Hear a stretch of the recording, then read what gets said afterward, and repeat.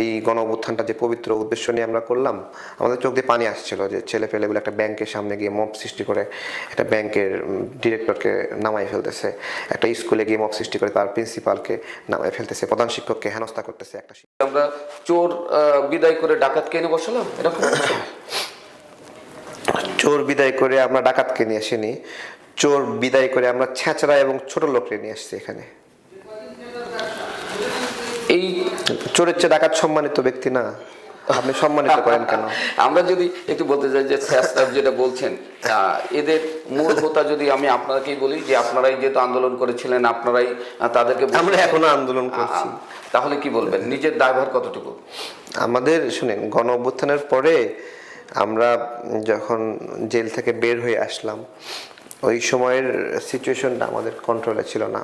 গণ অভ্যুত্থানের পরের সিচুয়েশনটা আমরা খালি দেখছিলাম যে এই গণ অভ্যুত্থানটা যে পবিত্র উদ্দেশ্য নিয়ে আমরা করলাম, আমাদের চোখ দিয়ে পানি আসছিল যে ছেলে পেলেগুলো একটা ব্যাংকের সামনে গিয়ে মব সৃষ্টি করে একটা ব্যাংকের ডিরেক্টরকে নামাই ফেলতেছে, একটা স্কুলে গিয়ে মব সৃষ্টি করে তার প্রিন্সিপালকে নামাই ফেলতেছে, প্রধান শিক্ষককে হেনস্থা করতেছে, একটা শিক্ষক হার্ট অ্যাটাক করলো, গুলশান, বনানী, বিভিন্ন জায়গায় বিভিন্ন ব্যবসায়িকদেরকে ধরে রাস্তায় নেমে নিয়ে আসছে। এইগুলো যখন দেখতেছিলাম, হতে পারে তারা ভিন্ন রাজনৈতিক মতাদর্শ বা পরাজিত রাজনৈতিক মতাদর্শের, কিন্তু তাদেরকে এই সিচুয়েশনটা দেখার পরে খারাপ লাগছিল। আমরা যখন দেখলাম বেক্সিমকো কোম্পানিকে মাটির সাথে মিশাই দেওয়া হলো, 40,000 কর্মচারী কাজ হারিয়েছে, গাজী কোম্পানিকে মাটির সাথে মিশাই দেওয়া হলো আগুনে পুড়ে, ডক্টর ইউনূস তো তখন ক্ষমতায় ছিল, তাই না?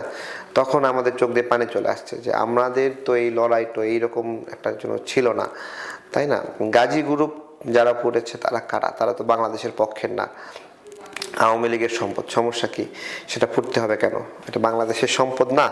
গাজী গ্রুপ যারা পড়েছে তারা বাংলাদেশের সন্তান না, তারা হলো ভারতের দালাল বলতে হবে। কারণ গাজী গ্রুপ 66% টায়ার বাংলাদেশে সাপ্লাই করতো, এই সাপ্লাইটা পুরোপুরি বন্ধ হয়ে এখন ইন্ডিয়া সাপ্লাই দেয়। তাহলে আমরা বলবো না যে ইন্ডিয়ার দালালরা মব সৃষ্টি করে, বা যারা মব সৃষ্টি করছে তারা ইন্ডিয়ার দালাল, তারা ইন্ডিয়াকে সুযোগ করে দিছে?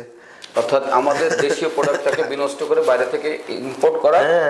এবং শুধু তাই না, এই যে গাজী কোম্পানি কিছুদিন আগে তাদের প্রোডাকশন নারায়ণগঞ্জ থেকে গাজীপুরে শিফট করেছে। ঠিক প্রোডাকশন শুরু করার আগে তাদের ব্যাংক অ্যাকাউন্টগুলো দুদক থেকে বন্ধ করে দেওয়া হয়েছে, তাই না?